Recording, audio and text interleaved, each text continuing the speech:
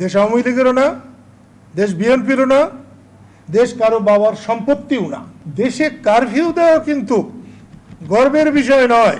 Helicopter থেকে বোমা ফেলা এটা কোনো গণতান্ত্রিক দেশের আচরণ হইতে পারে না। কার বুদ্ধিতে হেলিকপ্টারে উঠানো হয়েছে? বিশেষ করে আওয়ামী লীগ যদি মনে করে দেশটা শুধু আওয়ামী লীগের, বিএনপি যদি মনে করে দেশটা শুধু বিএনপির, তাহলে তারা সবাই ভুল মনে করছেন। দেশ আওয়ামী লীগেরও না, দেশ বিএনপিরও না, দেশ কারো বাবার সম্পত্তিও না। দেশটা দেশের মানুষের। আমি আওয়ামী লীগের বিপক্ষে বলতে আসি নাই, বিএনপির পক্ষে বলতে আসি নাই, আওয়ামী লীগের পক্ষে বলতে আসি নাই। আমি মানুষের পক্ষে বলতে এসেছি, যারা শহীদ হয়েছে তাদের পক্ষে বলতে এসেছি। দেশের মানুষ এইরকম অরাজকতা চায় না। আজকে যেরকম সাধারণ ছাত্ররা রাস্তা নেমেছে, ৭১ মুক্তিযুদ্ধে যার সঙ্গে দেশের কোনো চেতনারই কোনো সম্পর্ক ছিল না, মুক্তিযুদ্ধ কিন্তু তারাই করেছিল, জীবন কিন্তু তারাই দিয়েছিল, একেবারে অতি সাধারণ মানুষ। আমার কাছে কিন্তু সেরকমই মনে হয়েছে। কালকেও আমি রাস্তায় যাদেরকে দেখেছি একই রকম মনে হয়েছে। যাদের স্বাধীনতা যুদ্ধে বিরাট ভূমিকা থাকার কথা, তারা পালিয়েছিলেন, ঘরে ছিলেন। আজকেও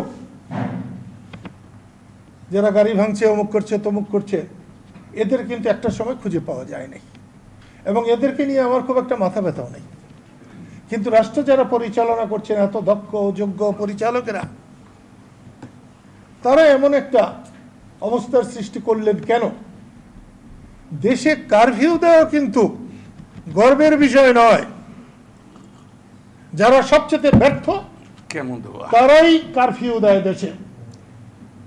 ক্যান্সারের রুগীকে যেমন কেমো দেওয়া হয়, ঠিক তেমনি একটা দেশে কারফিউ দেওয়ার অর্থ হচ্ছে কেমো দেওয়া।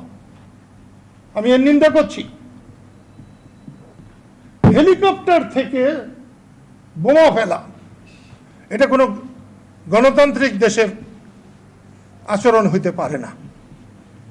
সেটা ফুললেও আমি এর বিরোধিতা করতাম। কার বুদ্ধিতে হেলিকপ্টারে উঠানো হয়েছে? ৭১ সালে বঙ্গবন্ধু যখন ৭ই মার্চের ভাষণ দিচ্ছিলেন, তখন সরোয়ার্দী উদ্যানের উপর দিয়ে হেলিকপ্টার উঠছিল। সে হেলিকপ্টারে বোমা ছিল। আজকে তো তার চেয়ে তো জঘন্য হল। এটা কোনো ভালো কথা নয়। আমি